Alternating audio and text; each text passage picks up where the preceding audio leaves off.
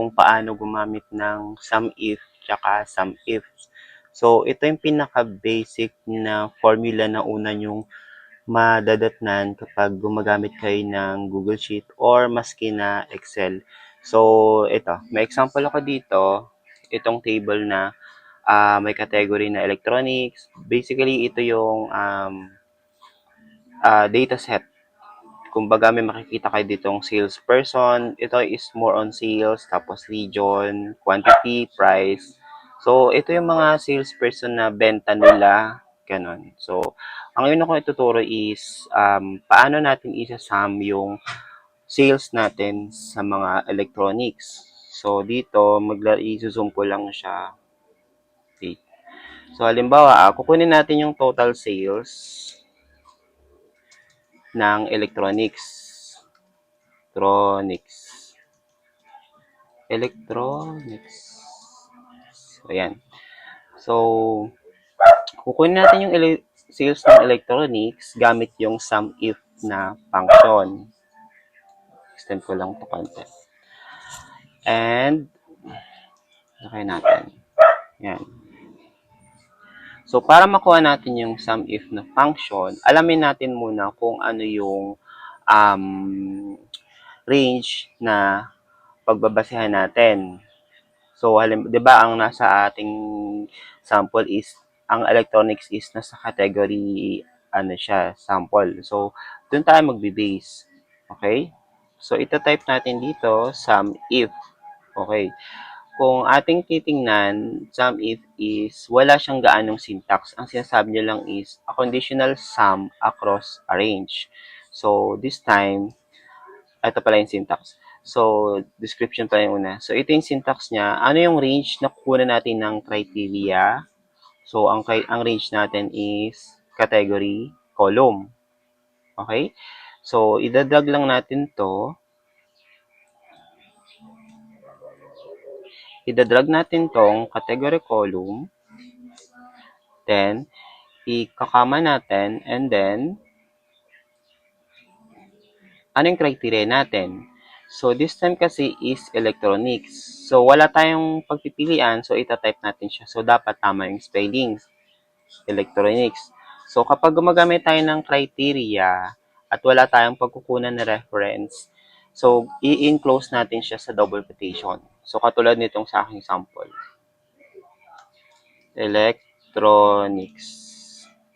Yan. Tapos, i-close na natin siya ng double quotation. Ngayon naman, ano yung range na isasum natin? So, ang isasum nating range ay yung anong category or anong column yung isasum natin. So, this time is yung total, which is yung letter H column. Okay? Itong letter H. So, idadrag lang din natin to. Tapos, i-close lang din natin siya. Electronics. So, baka mali yung ating na-type na, yun, mali nga. Kaya walang lumabas. So, ang na-type ko is electronics. So, dapat may R dito. Electronics. As you can see, ito na yung lumabas.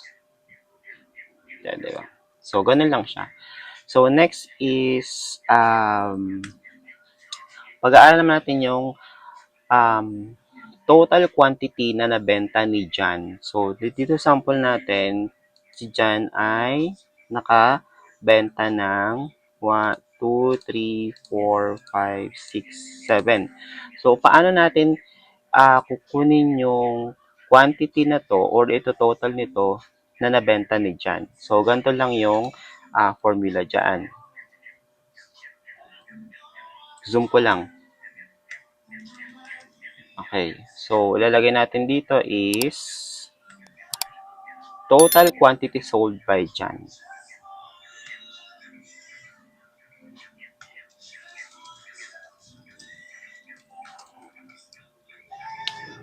Okay. So, ano ngayon yung formula? So, ang formula natin is same lang din and same lang din nung ginawa natin. So, again, SUMIF. Tapos, anong range? So, anong range yung may pangalan na dyan? So, ang sample natin is nasa letter E. So, idadrag lang din natin siya, itong range na to. And then, ano yung criteria natin? Di ba ang hinahanap natin ay kay John. So, ito-type natin dito yung John. Tapos, ano yung isasum nating range? Ang hinahanap natin dito ay, sabi, total quantity sold by John. So, ang quantity is nasa column F. So, idadrag lang din natin si letter F. Tapos, close na natin. As you can see, ang sabi dito is, si John ay nakabenta ng total of 18 na quantity. Okay? So, ganun lang.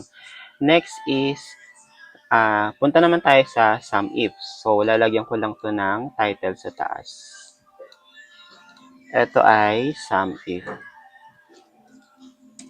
Next, dadako naman tayo sa sum ifs. So, ano yung sum ifs? So, ang sum ifs is mas maganda. Nag-aano to ng multiple criteria. So, kung titingnan natin yung kanyang definition dito sa Google Sheet, ang sum ifs ay sums arranged depending on multiple criteria.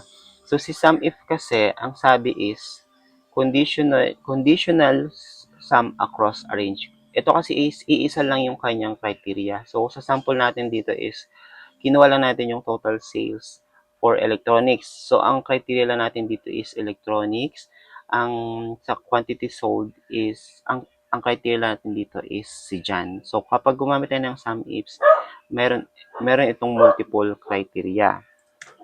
So, sa ating sample, kukunin natin yung total sales for electronics sa North. Okay, 'di ba? So, nagigets nyo? Ito, kukunin natin yung total sales ng electronics sa North Region. 'Di ba? Medyo ano na yung sum ifs, pero kung gusto niyo pa ng deep na data or data analysis, so si sum ifs yung perfect. Okay? So, sum ifs, ay, kukunin pala muna natin yung kanyang description. Total sales for electronics in North. Okay? Total sales for electronic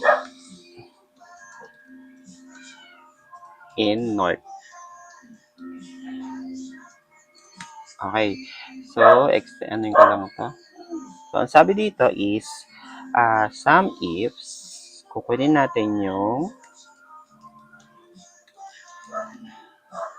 yan. So, ano yung, sabi sa syntax, ano yung range na isasum natin, tapos ano yung mga criteria. So, madali lang din siyang sundan, basta lagi nyo lang titingnan yung sum range. Syntax, okay? So, sa ating sample, ang isasum natin dito ay yung sales yung hinahanap natin, total sales. So, itong column na to. And then, ang mga criteria natin, di ba, ang hinihingi niya is electronic, tsaka category, tsaka region. So, ang una natin gagawin is electronic, yung category. So, isi-select natin tong column na to. And then, ano yung ating criteria? So, ang criteria natin ay electronic. So, again, tingnan yung syntax ha. Ito yung sum range. Ano yung isasum natin? Yung total. And then, criteria range 1. So, ano yung criteria range 1 natin? Yung electronic. Yung category, which is electronic. So, ita-type natin dito, electronics. Tapos, ano yung criteria range natin? Range 2. So, ang range 2 natin is yung region, yung column D. So, idadrag lang din natin to. And then, ano yung criteria? Ang criteria natin is kapag north. So, ito na yung ating, hindi ko man i-close. Ito yung ating sum ifs na sample. So, sabi dito, ano yung isasum nating range? Ano yung isasum nating range? Itong column nito, H, which is yung ating total sales. Next is, ano yung ating criteria range? So, ang criteria range natin is yung category, which is, ito, letter B, column B. Category, column. So, nandito nakapalob yung mga category natin kasama ng electronics. So, ang ating criteria, tingnan nyo guys criteria range and criterion. Okay? So, ito yung criteria range. Dito natin kukunin yung category at ano yung ating criterion. Ano yung hinahanap natin. Then, same lang din sa ating another criteria range at criterion. Okay? So, ang hinap natin dito sa D, which is yung region, is si North. So, i-close na natin to. Okay. So, pagka ganito, i-check natin yung mga error. Sabi dito is array arguments to sum ifs are different size. So, ang explanation dyan is maaring hindi pareho yung pag-select natin ng range. So, kung i-check natin yung ating formula, ang sabi dito is, ayun, nakita agad natin yung mali. So, ang na-select natin kay category is hanggang 21, while kay region is hanggang 20 lang. So, check natin. So, kulang tayo kay region ng pag-select ng isang range kasi hanggang 21 talaga siya. So, i-edit lang natin to 21. Okay? As you can see, okay na siya. So, ito. Ibig sabihin, ang total sales ng electronics sa North ay 24,450. So, next example tayo. Halimbawa, ang total quantity sold ni Ana sa South. Okay? So, parami ng parami. So, total quantity sold by Ana in South. Okay. So, perfect to guys yung itong sum ifs kapag nagde-data analysis kayo or kung may activity kayo sa school. So, yan. Follow nyo lang to. And, again, ang laging sinasabi is, tingnan nyo lagi yung syntax. Yun lang yung susundan nyo para hindi kayo malito. Okay? So, himay-himay natin. Pati siya mag-zoom. Ito. So, ang hinahanap natin is total ng quantity sold by Ana. Okay, dito tayo. So, ang isasum natin is yung total quantity at yung criteria natin ay Ana sa South. Okay? So, paano yun gawin? Paano siya execute? So, sum ifs, ang sum range natin is quantity. So, idadag natin yung quantity. Again, check nyo lagi yung answer reference. Tapos, ano yung criteria range natin? Ang criteria range natin is si Ana, yung salesperson. So, idadag natin itong criteria range. Tapos, ano yung criteria natin? Ang hinahanap natin dito sa salesperson is si Ana. So, itatype natin yung Ana. Okay, hindi ko na zoom in guys. Tapos, ano yung criteria range 2 natin? Ang criteria range 2 natin dito is yung region, which is yung south. So, ang criteria range natin is etong nasa region, column D. So, ano yung criteria natin or hinahanap natin? Yung word na south. Close. Okay? So, same naman natin ng ating range. Ang answer reference natin ay 21, 21, 21. So, wala siyang maging error. So, sabi dito is 11. 11 yung nabenta ni Ana sa South. Okay? So, I hope nasusundan niyo. Kung hindi niyo nasusundan is comment lang kayo sa baba. Then, sasagutin ko siya. Okay? Last sample natin kay Sam Ifs is kukunin natin yung total sales for furniture ni John. Okay? Total sales for furniture sold by John.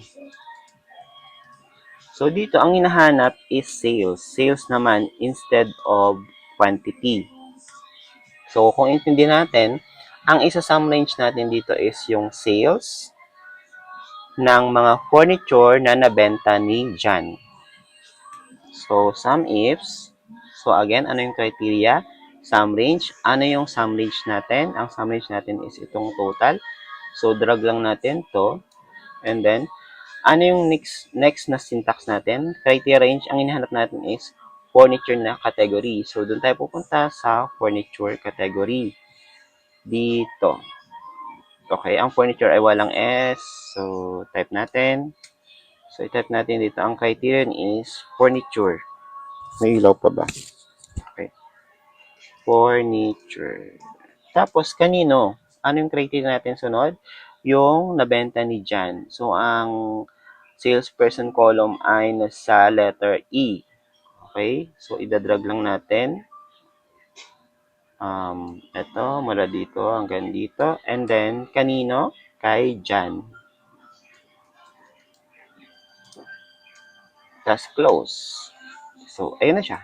So, meaning, si Jan ay nakabenta ng total of 43,000 sa furniture. So, ayun lang. So, I hope na nasundan nyo and na gets nyo yung pagkakaiba ng sum if at sum ifs. So, comment lang kayo sa baba kung ano pa yung gusto nyong matutunan regarding sa Excel and Google Sheet and gagawa natin ng tutorial. So, be sure lang na naka-follow kayo or subscribe kayo sa aking channel and then paki-like na rin yung video and share. Yun lang and see you on the next one.